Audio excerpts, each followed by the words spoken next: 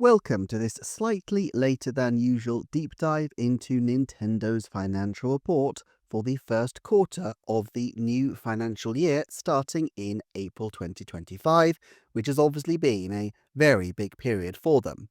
I will be referring to the images on screen from the report, and the link will be in the description. Okay, without further ado, let's start by looking at page 3, their consolidated financial highlights. Remember that the way the company operates here is that most of these figures compare first quarter with first quarters past, so the comparisons being made are to April to June 2024, famous for a rather sparse lineup of Paper Mario the Thousand Year Door, Endless Ocean Luminous, and Luigi's Mansion 2 HD. What's evident right off is that their net sales figure is significantly higher, not just compared with last year, but crucially compared to the April to June quarter of 2023, which, as you may recall, was such a big one with both Zelda Tears of the Kingdom and the Super Mario Bros. Movie that the drop-off in 2024's quarter led to some dramatic headlines about the imminent death of Nintendo or something along those lines. This is a huge snapback for them, therefore, and my hunch is that it's a record quarter for them in terms of net sales. However, this hasn't corresponded to a particularly large profit. Their operating profit at 56.9 billion yen is very close to 54.5 billion yen last year. This quarter in 2019, pre-pandemic, had an operating profit of just 27.4 billion yen, and then the pandemic rocketed it up to 144.7 billion yen. Obviously, that was immediately after the release of Animal Crossing New Horizons. It's not hard to figure out that Nintendo is generating huge sales, but also they have huge costs. But the net profit ratio is now 16.8%, down from the 30% range where it's been in the pandemic era, but still historically at the upper end of the average range, although when you adjust for the historically benign current exchange rate, the profitability is kind of in the standard sort of range for the company's history, or at least as far back as the early 80s when they started reporting these figures. For all the talk of Nintendo being greedy profiteers lately, the extended life of the Switch and the swell of sales post-pandemic, plus a great exchange rate, has given them an unusually high set of profit figures for a long time, but it's not like the sun will always be shining. Let's turn to page 4. Looking in depth at the consolidated sales, we see, of course, that big increase in net sales again, 246.6 billion yen last year to 572.3 billion yen this year in net sales, a whopping 142.5% increase in the sales attributable to their console business. Meanwhile, their IP income from visual content and smart devices is minorly down, the difference eaten up entirely by that 28 billion yen loss from the exchange rate changes.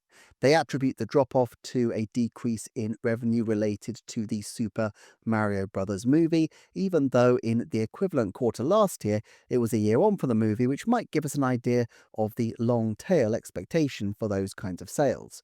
This would also give a soft incentive to even out their movie schedule with movies in the in-between years, which of course they're doing effectively already with the Zelda proposed trilogy. If they had a Donkey Kong film in 2028 and another Mario title in 2029, they could certainly make this into an annual source of profits and therefore even out these irregularities. What I find surprising, though, is the regional sales ratios. Sales are better, much, much better than I might have expected in the European region, with the Japanese numbers keeping to the same proportions we've seen in the past.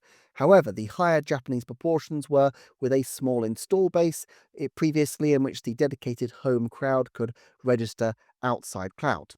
It's to the immense credit of Switch 2, therefore, that the console has clearly done extremely well out of the gate in all regions, and this possibly explains why the American showing appears to be quite strong quite early on. On to the next page, and let's look at the gross profits then. The profit after you deduct the cost of actually making your goods, and this is up in number terms, but down in terms of the gross profit ratio. So essentially, the numbers are up because they sold a lot, but the profitability of those sales was far less because the cost to produce was so much higher. And this explains the apparent differential between the big increase in gross profit, which is raw numbers, and the big dip in the ratio. As they explain it, the gross profit margin declined by 29.5 points to 32.3%, reflecting the fact that proportion of hardware sales became higher with the launch of Nintendo Switch 2, and Nintendo Switch 2, which had a larger profit margin than the Nintendo Switch, accounted for a higher proportion of those hardware sales. End quote. A huge proportion of those sales, unsurprisingly, are hardware costs. First-party sales take a smaller piece of the pie, and digital sales are up only mildly as a proportion from the previous year. The really interesting one will be the Christmas period to me. Digital sales always dip in the third quarter, October to December, and this year we may start to see whether the game keycard situation has cut through with these more casual kinds of consumers. On to the next page, and the next slide deals with selling, general and administrative expenses. They explain the big rise here is due to an increase in advertising expenses, which is fair enough. Last year's Paper Mario The Thousand Year Door and Luigi's Mansion 2 HD were hardly going to require massive advertising pushes. R&D is also up, and presumably this is going to be a sign of things to come as they continue to expand. For context, both R&D and advertising figures are well up on the equivalent quarter in previous years, but of course the launch of a new console makes this a slight aberration, as it's not always going to be the case that advertising needs to be quite this extensive. The next one, I'll quote their explanation for the slides on page 7. They say, despite posting 20.7 billion yen in share of profit of entities accounted for using equity method, with only a slight rise in operating profit against a large decline year-on-year in foreign exchange rate gains, ordinary profit declined 15.6% year-on-year to 95.8 billion yen. End quote.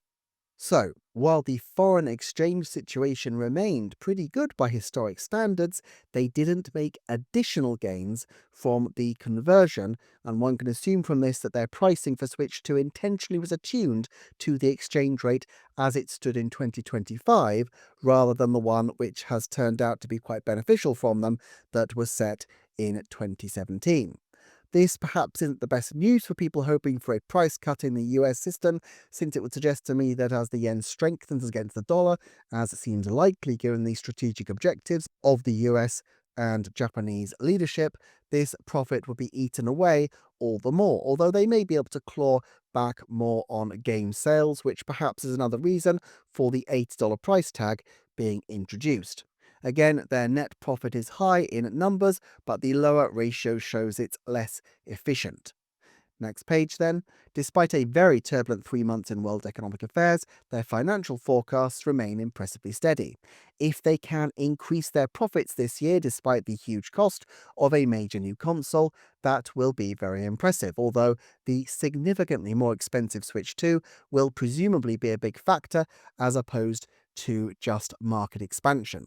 Note that this documentation appears to have been prepared before and covers a period before the US-Japan settlement in recent weeks, which I'll be covering in a separate video when I am able. Next page, the company is holding steady on 15 million as their projected sales for the year ahead. And this is actually what I had as far back as last year as my own expectation. It's true that Switch at its height broke 20 million, but even so, that's quite rare. And in this case, the machine won't have had a full 12 months at the end of this financial year. Some people have said that the 15 million number is soft, and I tend to agree with this given the strength of Nintendo's output and the success at launch. I'd say 90% that they will exceed 15 million, but only 30% that they will reach 20 million. I think 16 to 18 feels like the landing zone they'll reach. I'll break down the maths on that on a subsequent slide, but obviously there's a long way for them to go yet. They still feel that they'll be on track for 4.5 million Switch units as well, and they expect to sell significantly more Switch software units than software for Switch 2, more than double, so don't expect them to soft pedal on the Switch 1 promotion this winter.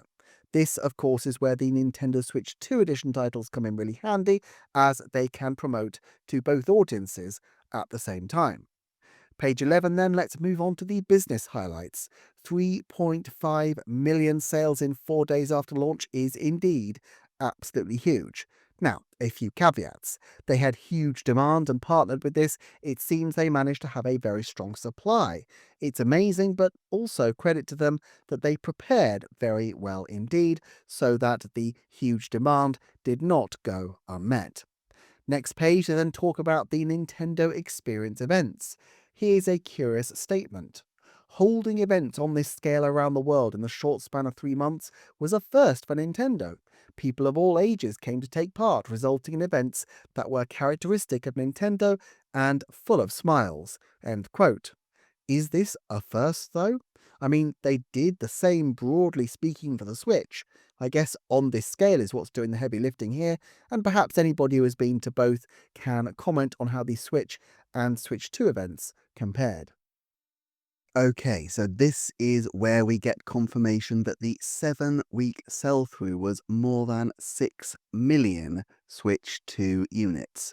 Now, this is a little tricksy of Nintendo because, of course, this particular event actually only covers less than 4 weeks of sell-through, and a future slide shows that they actually had 5.82 million by the end of June. So while, yes, a further 3 million after the first 4 days is impressive, they perhaps felt that they wanted a nice round 6 for the purpose of this slide. But this does give us a sense of the pace of sales for Switch 2 immediately after the launch month, which for 4 weeks into the quarter, around or perhaps a little less than 1 million per month.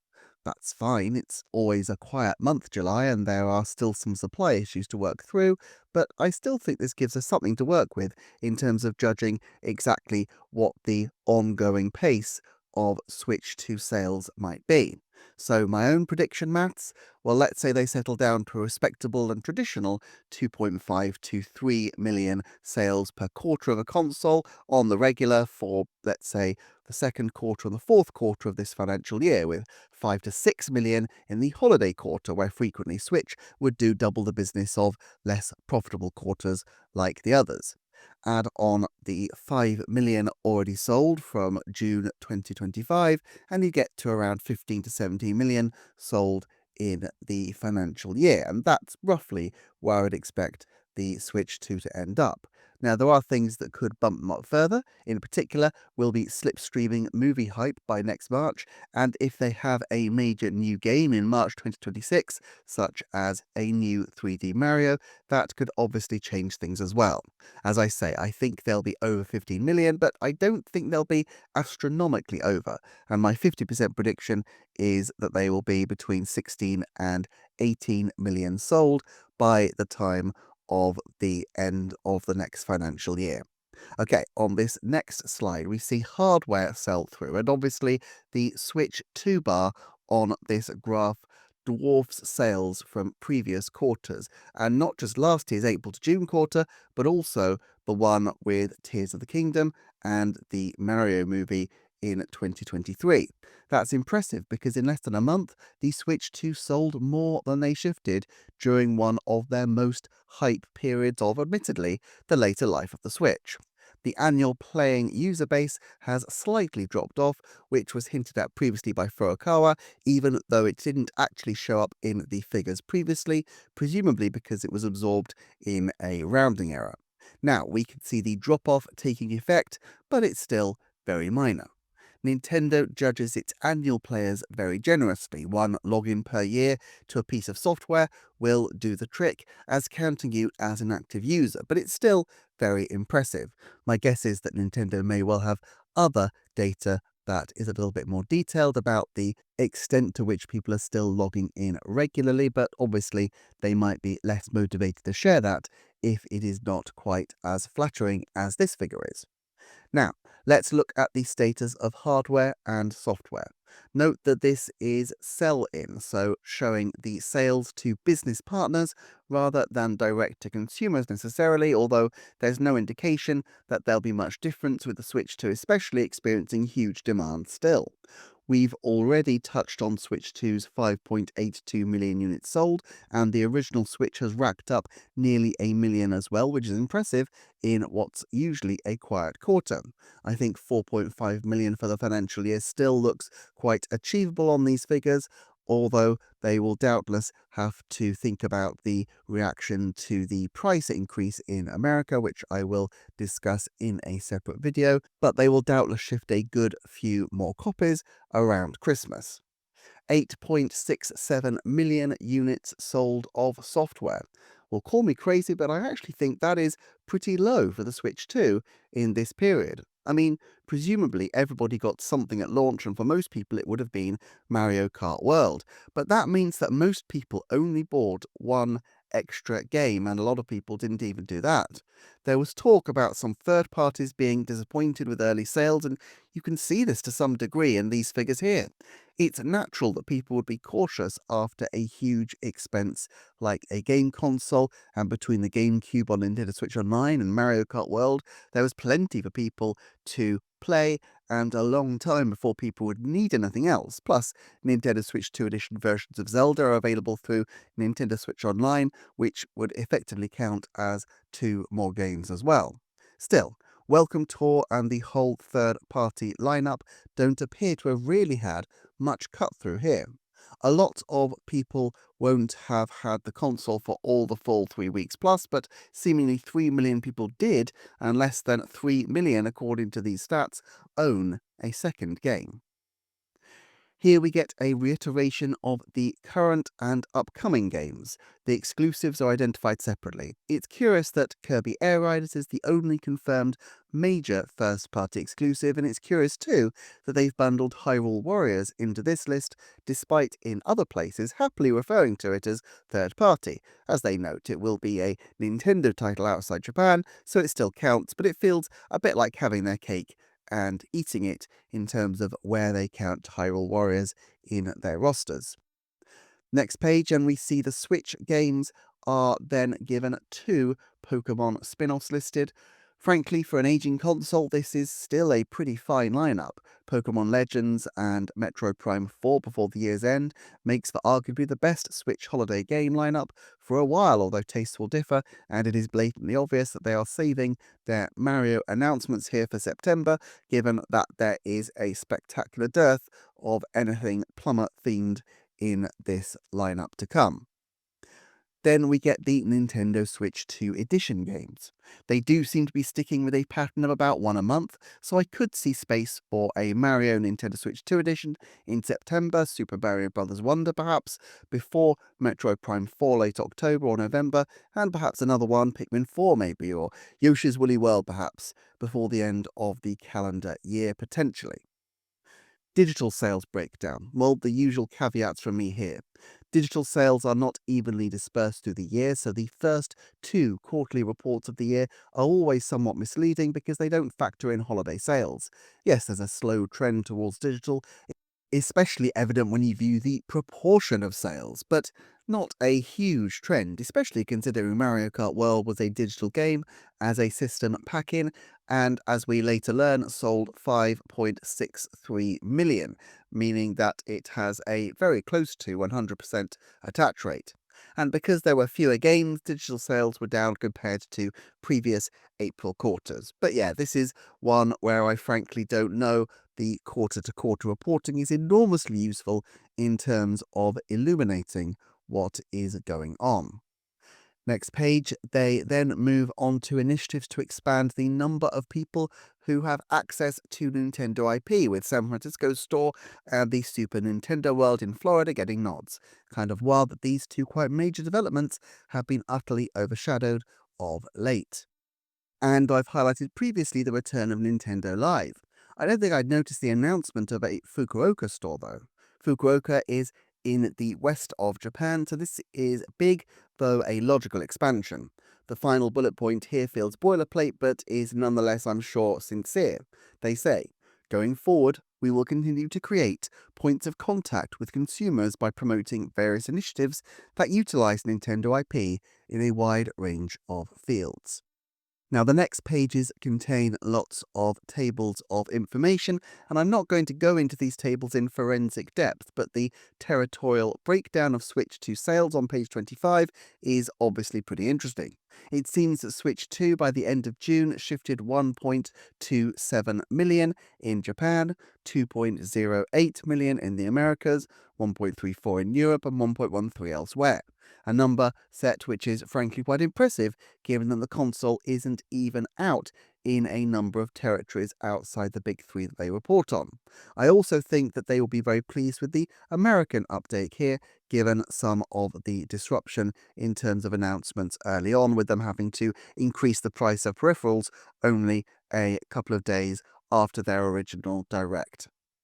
Then on page 26, we have confirmation that only one title sold over a million, specifically Mario Kart World, which scooped 5.63 million. This will of course be disappointing for fans of Xenoblade Chronicles X Definitive Edition, but of course that game probably shifted a good number of units, but not quite a million before the end of last quarter, and would have still sold into this one. My guess is that it will have sold over a million by now, but because of the way this is reported, we have no real ability to identify specifics. Okay, and that's going to be a wrap for now. More from me very soon, as there's been quite a lot to cover recently, which I haven't been able to get to as I have been away. Thank you as ever for watching. Do check out the Patreon, and I shall see you next time for another Nintendo Forecast.